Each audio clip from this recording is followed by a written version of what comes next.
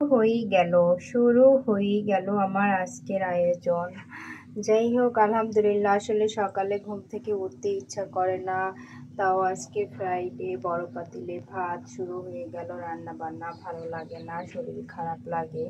আর তাছাড়া আমার শরীরটা একটু খারাপই বলতে গেলে, কালকের থেকে একটু কোমর ব্যথা, তাও কি করব, তো উঠে গেলাম। যাই হোক, শুরু করে দিয়েছি।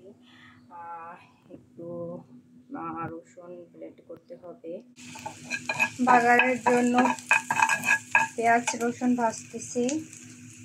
তো ডালটা বাগার হয়ে গেল। এই পাতিলটা আসলে একটা গল্প আছে। এটা হচ্ছে আমার সংসার জীবনের প্রথম পাতিল, তো ওই কারণে আমি ফেলি না।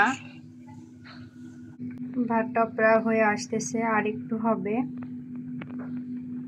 এবার আমি কোরাল মাছ ভুনা করার জন্য পেঁয়াজটা ভেজে নিচ্ছি প্রথমে। তো পেঁয়াজটা মোটামুটি ভাজা হয়ে গেলে আমি অন্য মশলাগুলো অ্যাড করব। তো আমি রসুন, জিরা, ধনিয়া, গুঁড়া মশলা অ্যাড করে এখন কিছু টাইম কষিয়ে নিব। তো মশলাটা কষানো হয়ে গেলে আমি মাছগুলো দিয়ে দিচ্ছি। মাছটা এমনিতেই নরম, বেশি নাড়াচাড়া করা যাবে না। হালকা কষিয়ে আমি পানি দিয়ে দিব। এবার অপেক্ষা করি রান্নাটা হয়ে আসার জন্য। তো মাছটা আমার এই পর্যায়ে চলে আসছে, মাশাআল্লাহ খুব সুন্দর কালার আসছে। এবার আমি ধনে পাতা আর দুটো কাঁচামরিচ দিয়ে নামিয়ে নিব। এরপর আমি মুরগির মাংস ভুনা করব। আজকে রাঁধুনি মুরগির মাংস মশলা দিয়ে। তো পেঁয়াজটা প্রথমে ভেজে নিচ্ছি। পেঁয়াজ ভাজা হয়ে গেলে আমি মশলা অ্যাড করব।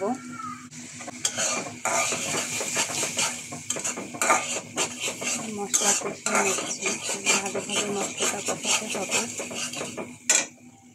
আর এখানে দিয়ে দেবো মুরগির মাংস। এটা হচ্ছে পাকিস্তানি মুরগি।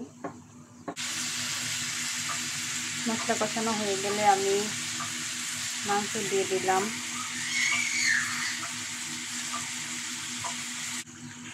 তো এটা হওয়ার জন্য ওয়েট করি। দেখে আসি বাইরের পরিবেশ। আসলে আজকে অনেক রোদ, গরমও পড়বে মনে হয়। আজকে ফ্রাইডে, বাট অনেক গরম পড়বে। অবস্থা অনেক খারাপ, খুব রোদ উঠে গেছে। এখনই ভোর 8টা, ভোর না, সকাল 8টা, বাট অনেক রোদ হয়েছে।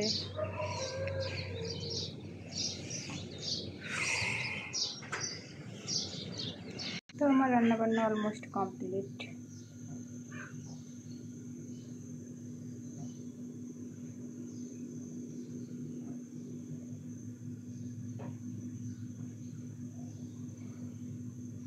এটা আমার জীবনের প্রথম পাতিল, কারণ আমি ফেলি না।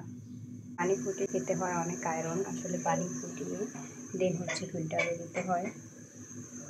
আর এদিকে আমার হচ্ছে মাংসটা প্রায় হয়ে আসতেছে।